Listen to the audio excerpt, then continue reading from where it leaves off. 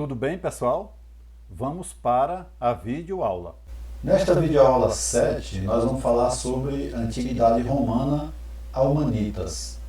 Vamos abordar o contexto histórico e educação romana.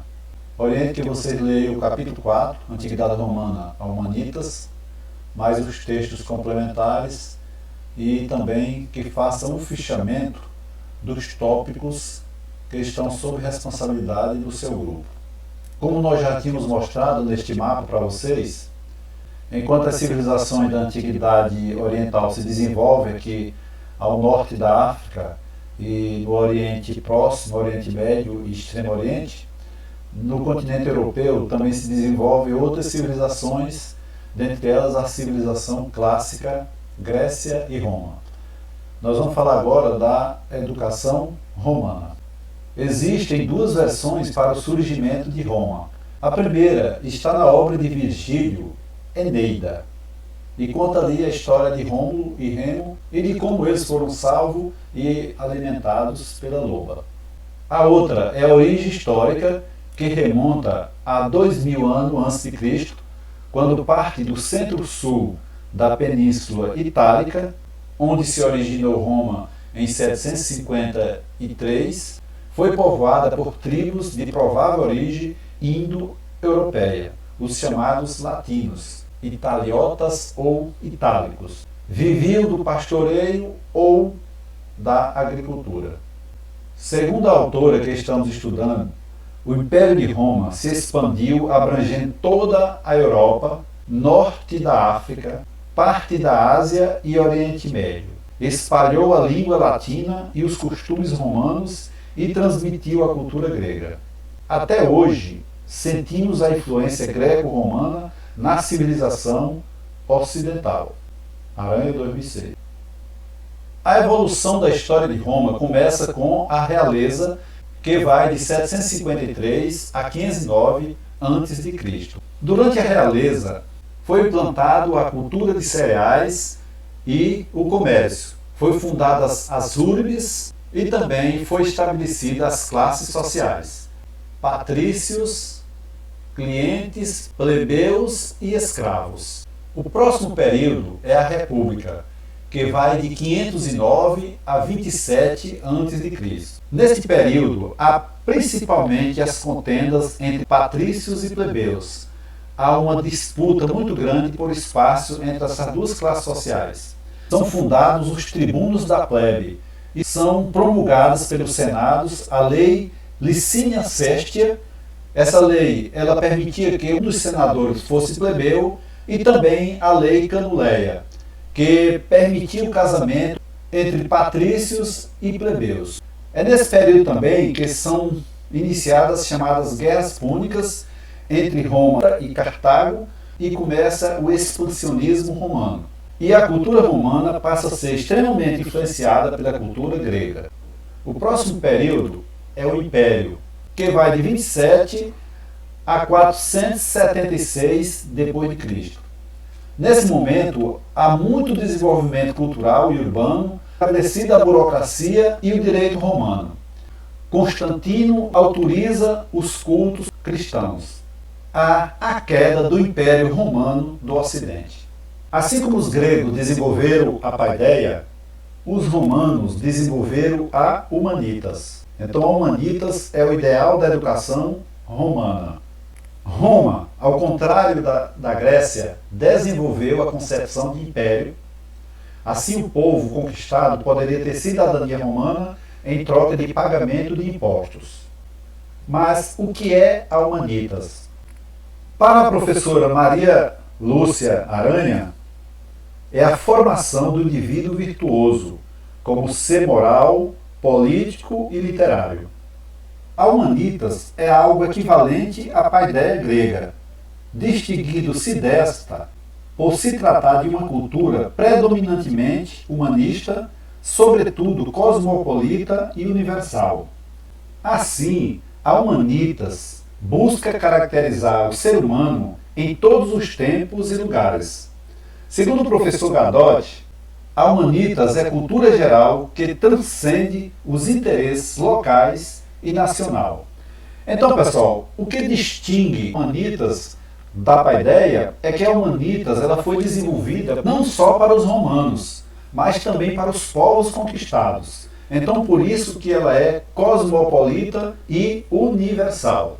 Enquanto a paideia ela foi desenvolvida apenas para os gregos. A educação romana está dividida em 3 períodos distintos: heróico-patrícia, educação cosmopolita e educação no Império.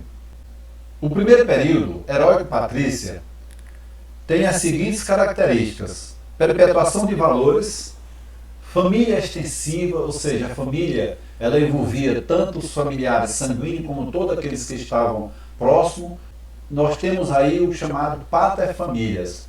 Educação para a formação moral, educação machista e não valorização da inteligência.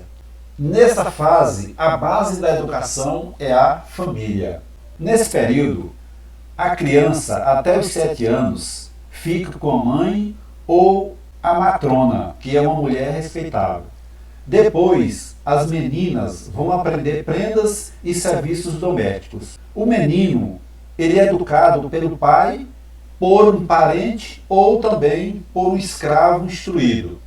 O garoto ia a festas ou acontecimentos importantes e desenvolvia consciência histórica e patriótica, através de relato das histórias dos heróis e antepassados, bem como decorando a lei das 12 tábuas. Aprendia a ler, escrever, contar, cuidar da terra e as habilidades do manejo das armas. Os exercícios físicos visavam mais preparar o guerreiro do que o esportista.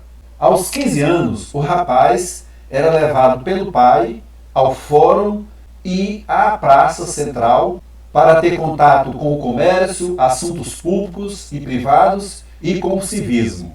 E aos 16 era encaminhado ao serviço militar ou à atividade política. Este, pessoal, é um relato feito pela professora Maria Lúcia de Arruda Aranha, aí nesse texto que está à disposição de vocês. A segunda fase é a educação cosmopolita. Roma está em plena expansão e há muitas críticas ao helenismo grego. A sociedade está mais complexa e há exigência de novos métodos educacionais. Então, no século IV a.C., são fundadas as escolas elementares, as chamadas Ludi Magister. Era a escola dos mestres. Matriculavam crianças de 7 aos 12 anos. E o forte dessas escolas era a leitura e a escrita. No século II a.C., surgiram as escolas dos gramáticos. Era para criança de 12 aos 16 anos. Tinham contato com a cultura helênica e ao ensino bilíngue. Essas escolas permitiam principalmente o acesso aos clássicos gregos.